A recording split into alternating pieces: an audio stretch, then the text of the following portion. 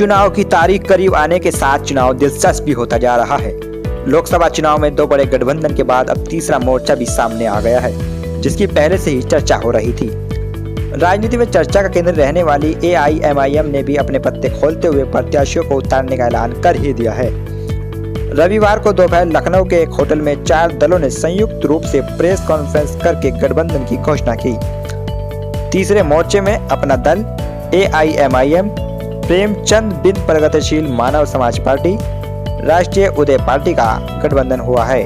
प्रगतिशील मानव समाज पार्टी के प्रेमचंद बिंद जी, आज हम पिछड़ा दलित मुसलमान के हितों पर, राजनीतिक भागीदारी के सवाल पर, उनकी सामाजिक आर्थिक न्याय जो हमारा मिशन है, उस उद्देश्य को लेकर के जन भावनाओं को समझते हुए सरकार जो इनके हितों का हनन कर रही है, उनके विरोध में आज आपके बीच में इस PDM न्याय मोर्चा की घोषणा करते हैं। और इस सोच के साथ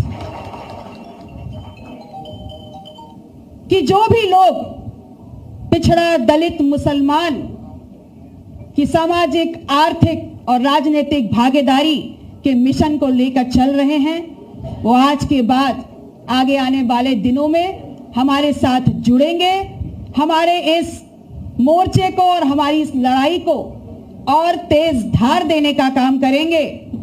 और हम चूंकि बहुत ईमानदारी से पिछड़ा दलित और मुसलमान के वास्तविक अस्तित्व को स्थापित करने की लड़ाई लड़ रहे हैं, इसलिए अल्फाबेट A के कंफ्यूजन को किनारे करते हुए आपके बीच में जन भावनाओं का सम्मान करते हुए PDM न्याय मोर्चा ला रहे हैं।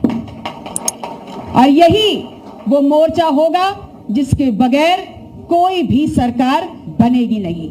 जितनी बातें हमारी बहन ने कही हैं, मैं उनकी तमाम बात के एक लफ्ज़ से मुत्तफिक हूँ और हम उनके साथ हैं। और जब हमारी पहली मुलाकात आपसे हुई थी तो हमने कहा कि इस लड़ाई को हमको सिर्फ पार्लियामेंट इलेक्शन तक ही नहीं रुकना चाहिए, बल्कि इसको आगे लेके जाना चाहिए। तो हमको उम्मीद है कि इंशाअल्लाह ताला ये जो PDM बना है सामाजिक न्याय के बारे में, उसको हम उसके साथ रहेंगे MIM पार्टी, और हम लोग इसको आगे लेकर जाएंगे। और मुझे यकीन है कि उत्तर प्रदेश की जनता इस PDM का साथ देगी। अपना दल कमेरावादी की अध्यक्ष पल्लवी पटेल सपा के टिकट से विधायक भी हैं और वह अपना दल की अध्यक्ष भी। पल्लवी पटेल ने इंडिया गठबंधन से किनारा करते हुए AIMIM असदुद्दीन ओवैसी के साथ मिलकर नई लड़ाई लड़ने का ऐलान करते हुए इंडिया गठबंधन और खासकर समाजवादी पार्टी के लिए मुश्किलें बढ़ा दी हैं। आपको बताते चलें कि AIMIM काफ़ी समय से इंडिया गठबंधन के साथ अलायंस करने की बात कर रही थी। AIMIM की मांग थी कि उनको भी इंडिया गठबंधन में शामिल कर मुसलमानों का प्रतिनिधित्व करने का मौका दिया जाए, लेकिन इंडिया गठबंधन ने उनसे किनारा कर लिया। उधर AIMIM के समर्थक भी प्रत्याशी उतारने का इंतजार कर रहे थे, जिस पर अब विराम लग गया है। उत्तर प्रदेश में यह गठबंधन 30 सीटों पर लोकसभा चुनाव लड़ेगा। कौन प्रत्याशी होगा और किस पार्टी से किस प्रत्याशी चुनाव लड़ेगा, इसकी घोषणा होना बाकी है।